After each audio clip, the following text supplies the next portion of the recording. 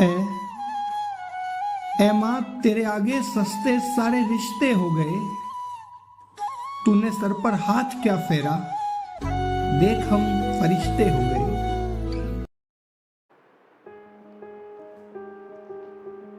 नमस्कार साथियों, उदयपुर राजस्थान से मैं हूं दीपेश पालीवाल। आप सभी को मातृत्व दिवस की हार्दिक शुभकामनाएं, हार्दिक बधाई।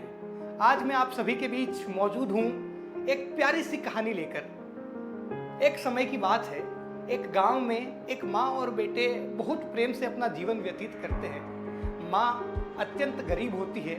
माँ मेहनत करके लोगों के घर पे झाड़ू पोछा मजदूरी करके खाना बना के अपने बेटे का भरण पोषण करती है। बेटे को पढ़ाती है, लिखाती है, शिक्षित बनाती है और उसे इस काबिल बनाती है कि वो स्वयं को एक अधिकारी के रूप में स्थापित कर सके। जी हाँ, बेटा माँ की उम्मीदों पर खरा उतरता है और स्वयं को एक अधिकारी के रूप में स्थापित करता है। लेकिन कुछ समय बाद जब बेटे की शादी हो जाती है, उसकी पत्नी आती है, बेटे का अपनी पत्नी के प्रति झुकाव थोड़ा ज़्यादा होता है। पत्नी बेटे को अपनी माँ के प्रति रोज भड़काती रहती है। वो कहती है आपकी माँ ये करती है, वो करती है, मुझे ऐसा बोलती है, वैसा बोलती है। बेटा पत्नी की बातों में आकर अपनी माँ से थोड़ी थोड़ी नफरत करना शुरू कर देता है। और एक बार बेटा ऐसे ही अपनी माँ को कहता है कि मम्मी आप एक काम कीजिए, अब आप गांव चले जाइए, मैं आपके खाने का सामान बेचता रहूँगा, आपके लिए मैं मंथली खर्च बेचता रहूँगा। माँ कहती बेटा मैं बहुत बूढ़ी हूँ, मैं कैसे खाना बनाऊँगी, मैं कैसे अपना जीवन व्यतीत करूँगी। बेटा कहता माँ कोई दिक्कत नहीं आएगी, मैं आपको पैसे बेचता रहूँगा, आप गांव चले जाओ, बस आप अब हमारे साथ मत रहो। जी हाँ, बेटा जब माँ को ये कहता है कि आप हमारे साथ मत रहो, आप गाँव चले जाओ, माँ बहुत दुखी होती है, लेकिन बेटे की बातों पर ध्यान नहीं देती और ज़बरदस्ती बेटे के घर में रहती है। कुछ दिनों बाद पुनः किसी बात पर सास और बहू की अनबन होती है और पुनः पत्नी अपने पति को माँ के प्रति भड़काती है और कहती है आपकी माँ ने ये बोल दिया, वो बोल दिया, अब तो आपकी माँ यहाँ रहेगी या मैं यहाँ रहूँगी। ऐसे में बेटा परेशान होता है और माँ से कहता है मम्मी देखिए, आपने मेरे लिए आज तक जीवन में जो कुछ किया है, मुझे पढ़ाने में जितना खर्च किया है, मुझे लिखाने में आपने जितना खर्च किया है, मुझे बड़ा करने में आपने जितना खर्च किया है, सबका हिसाब बना कर दो, सबका हिसाब किताब मुझे लिख कर दो। मैं आज आपका सारा कर्ज उतारना चाहता हूँ। आपने आज तक मेरे साथ जो भी किया, मैं सब कर्ज उतारना चाहता हूँ, बस आप यहाँ से चले जाओ। माँ बहुत दुखी होती है, माँ को अत्यंत पीड़ा होती है। माँ कहती बेटा ऐसा कुछ नहीं है, मैंने ऐसा नहीं कहा, ये नहीं।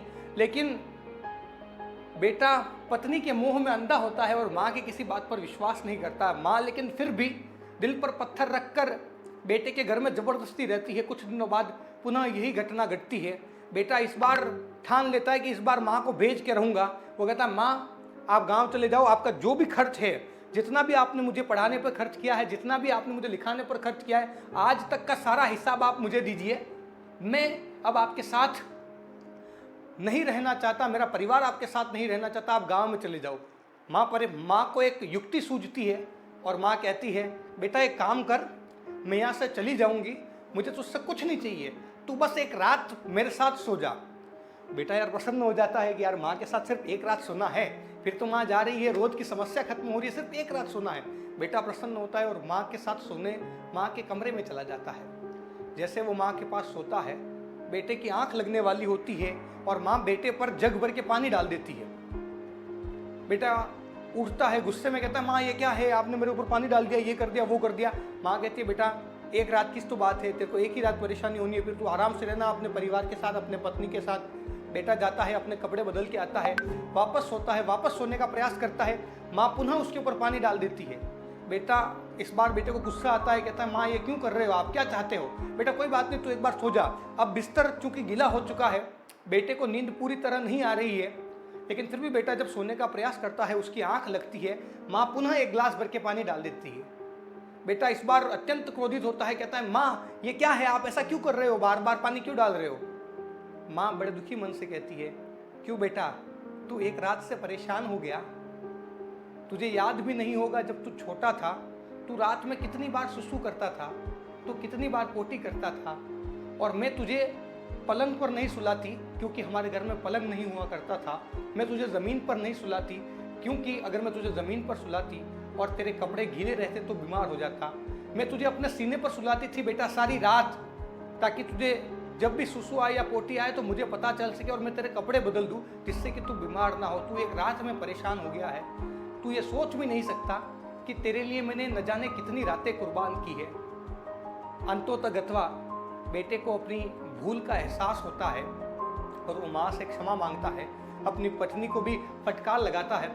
और 4 पंक्तियों के साथ आप सभी से विदा लेना चाहूँगा कि ना आन बान ना शान लिखूँगा, ना धरती ना कोई आसमान लिखूँगा, अगर लिखना पड़ा कभी माँ को चंद लफ्ज़ों में कलम उठाकर 100 बार भगवान लिखूँगा। जय हिंद, जय भारत, वंदे मातरम।